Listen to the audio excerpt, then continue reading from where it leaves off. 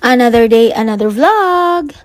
What's up mga ka-vloggerist or mga feeling vlogger dyan? Char. So ano ang ganap for today's video? We are spending 3 days and 2 nights sa isang premium Surf Grove campground in Cox Bay, Tofino. If you love the outdoors pero ayaw mo naman ng tipong mag-a-unplug ka completely sa civilization, ito na ang sagot. Unang impression pa lang, panalo na rito dahil gated campground siya. So security-wise, sobrang safe and secured ang buong stay nyo. No sketchy vibes at all. Plus, it's literally right next to the ocean, giving you that premium beachside camping experience. Let's do a quick tour of the campground. They have over 130 campsites. At ang galing dahil dynamic ang setup nila. Regular ground campers, covered kayo rito. For those traveling with big rigs or trailers, they offer full-service sites equipped with water and electricity na kayang mag-accommodate ng RVs up to 40 feet long.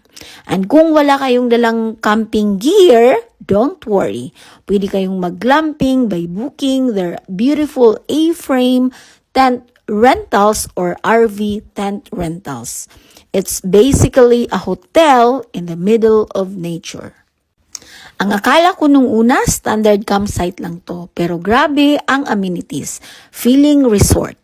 Meron silang heated outdoor and indoor washrooms and showers.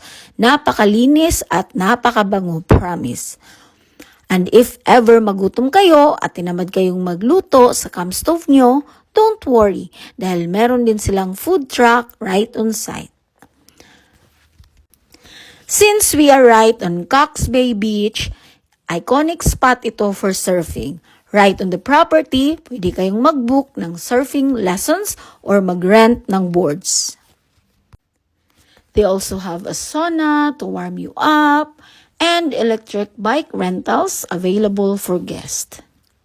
Sobrang sulit ng setup. Kumbaga, everything you need is already here. But the ultimate lifesaver namin for this trip, the free EV charging. Oh yes, part siya ng amenities nila. At honestly, isa ito sa mga main reasons kung bakit ko talaga pinili ang campground na to.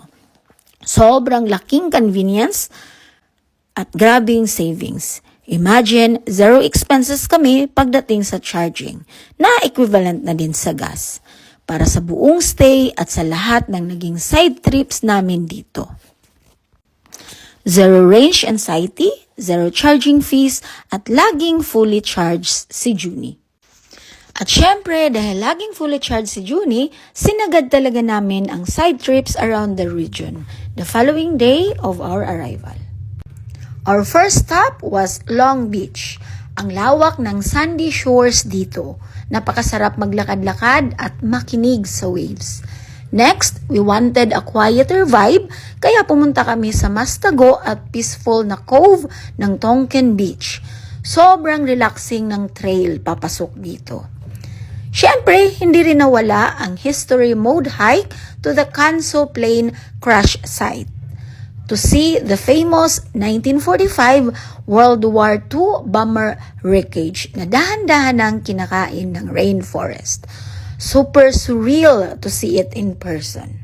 For food trips, window shopping, and to check out the local community vibes, we spent the afternoon strolling around Tofino town.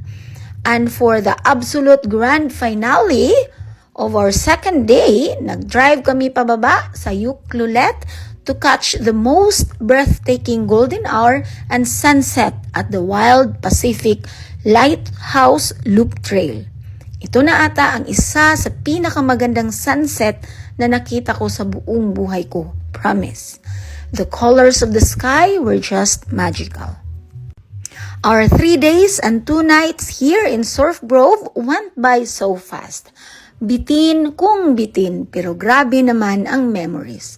And definitely, we are coming back kasi napakarami pa talagang pwedeng i-explore dito sa Vancouver Island. But for now, it's time to pack up our tent and hit the road heading home. Pero wait, hindi pa dyan natatapos ang adventure dahil marami pa kaming dinaanan na magagandang spots on our way home, which I will fully cover on my next vlog. Kaya abangan! And that's it for today's vlog. Thank you so much for watching. Don't forget to like, comment, and share. See you sa susunod na leg ng biyahe natin. Bye!